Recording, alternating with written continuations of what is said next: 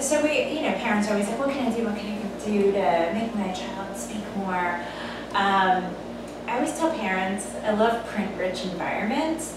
Because when you send your kids to school, preschool, you'll just see everything is labeled. The door is labeled, the chair is labeled.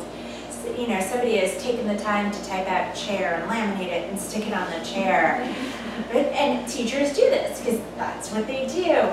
But I always tell parents, why don't you do this at home? You'd be amazed, like the visual memory, so that when it comes time to reading, they're like, oh, I know that word, that's bear. I know that word, that's chair.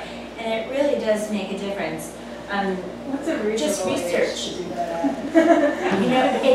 It doesn't really matter, but I would say once they really start walking and can like visually see at a certain level, then they can take in the full scope of their home, then that's probably a good age to do it. But I've had colleagues who are teachers who have done it, and they're like, my kid is in honors reading because I print-riched my whole house.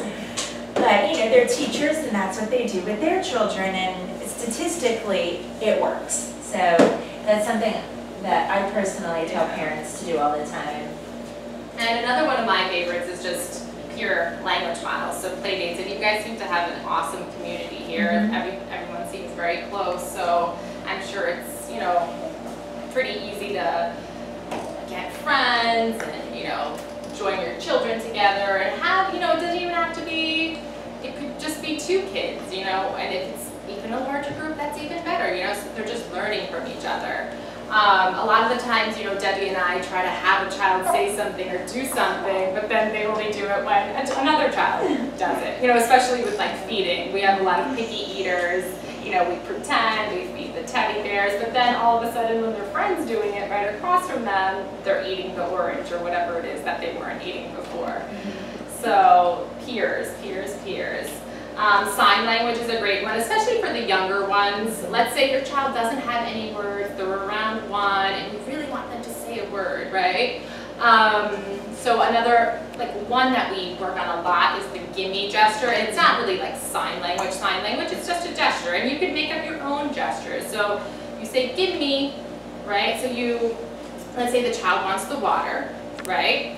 And you want them to ask for the water somehow, some way, besides pointing to it. So you could just grab their hand. If they're not imitating give me, you could grab their hand, physically prompt them, and just say, give me, and give them the water, right? So things like that. What else do we use? We do a lot of more, if they want more of an item, like open. And once again, you can make it up off the top of your head, or these days, obviously, Google, you can find any sign language or sign that you want.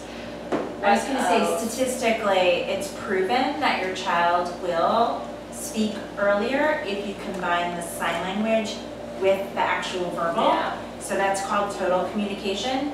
So you're not just doing this. You just make sure you say the word more, say more, show me more, so that you're telling them the word and you're showing them the sign. So it's proven that your child will speak earlier and have more words if you start them off with sign language. And over here, it's something you guys most likely do already, but just always talk about what you're doing, right, throughout the day. Kind of just narrate your day. Oh, okay, we're getting dressed now, we're gonna go to grandma's, all right, let's go, going on the elevator. So I know you probably sound crazy to people passing by, but that's the way they learn language, If you're looking at a book, talk about what they see. Oh, I see a baby, I see a bear, what are they doing?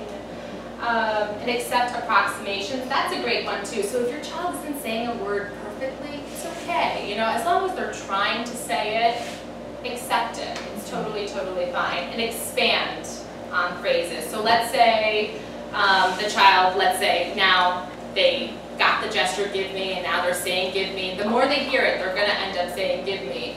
So now they're saying give me, and now maybe they're even saying water, but you want them to say I want water. So they say water, you say, oh, you want the water? I want water. So expand the phrase and show them what they could produce. And short phrases for children who are not necessarily talking a lot, or they may have a delay.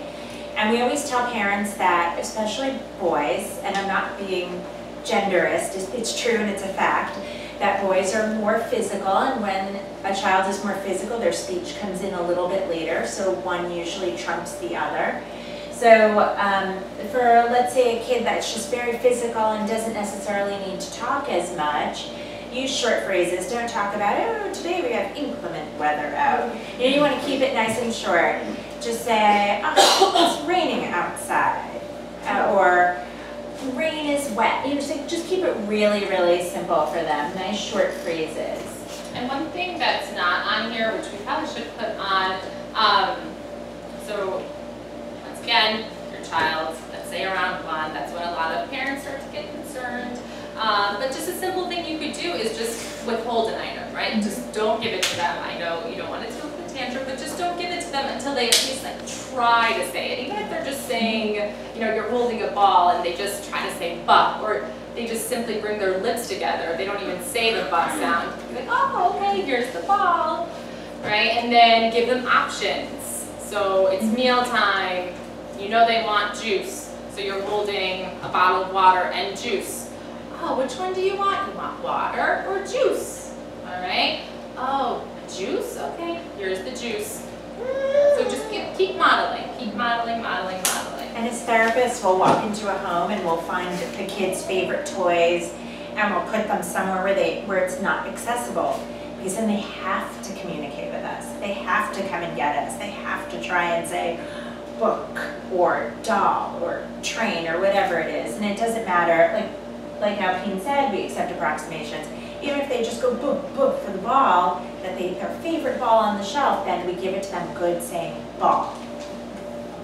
Yeah. Obviously reading. Oh, you learned an instrument. She likes to talk about that one. You know why? Because there's a Yale study out that actually says if you learn an instrument, you become a better reader later on.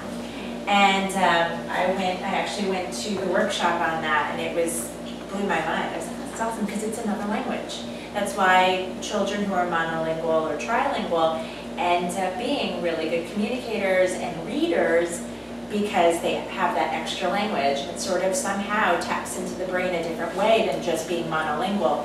And learning an instrument is actually just like having a second language.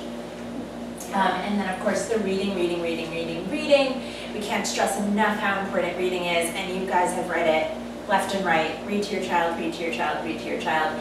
Even if they just want to flip through the book really fast, if you get that 1 page in, 1 page of reading, Right. done. Even if it's a minute. Wonderful. You know, yeah. Yes, and it teaches them how to turn a page, you know, which direction.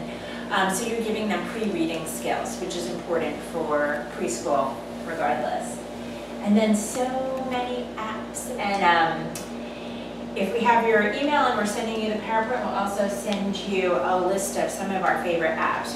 We've also written articles on some of our top 10 apps that we really like for education and promoting speech. So we'll share that with you guys. Questions?